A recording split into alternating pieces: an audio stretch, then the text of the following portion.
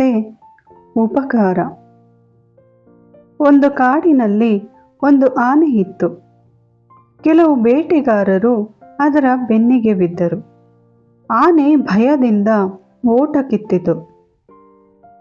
ಅತ್ತ ಕಡೆಯಿಂದ ಬಂದ ಒಂದು ಸಿಂಹ ದೊಡ್ಡದಾಗಿ ಗರ್ಜಿಸಿತು. ಬೇಟೆಗಾರರು ಹೆದರಿ ಓಡಿದರು. ಆದ್ದರಿಂದ ಆನೆ ಸಿಂಹಕ್ಕೆ ವಂದಿಸಿ, ನೀನು ಮಾಡಿದ ಈ ಸಹಾಯವನ್ನು ನಾನೆಂದೂ ಮರೆಯನು.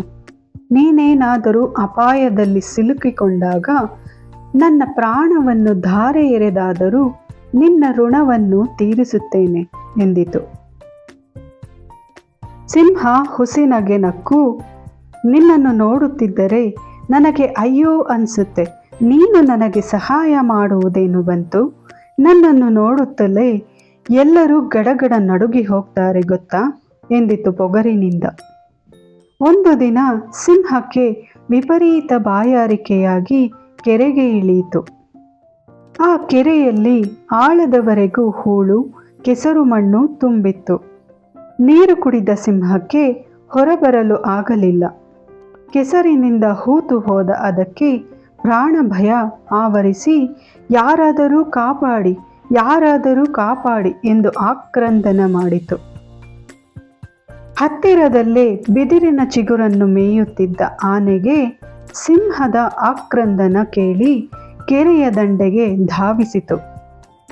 ಕೂಡಲೇ ತನ್ನ ಸೊಂಡಿಲಿನಿಂದ ಸಿಂಹದ ಕೊರಳಿಗೆ ಸುತ್ತಿ ಅದನ್ನು ದಂಡೆಯ ಮೇಲಕ್ಕೆ ಎಳೆದಿತ್ತು. ಸಿಂಹವು ಬದುಕುಳಿದಿತ್ತು.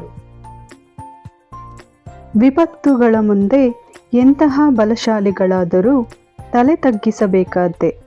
ಅಪಾಯದಿಂದ ಪಾರಾಗಲು ಪರಸ್ಪರ ಒಬ್ಬರ ಸಹಾಯ ಇನ್ನೊಬ್ಬರಿಗೆ ಅತ್ಯಗತ್ಯ ಎಂಬುದನ್ನು ಅನುಭವಪೂರ್ಣವಾಗಿ ತಿಳಿದುಕೊಂಡೆ ಎಂದು ಸಿಂಹ ಕೃತಜ್ಞತೆಯಿಂದ ಹೇಳಿತು.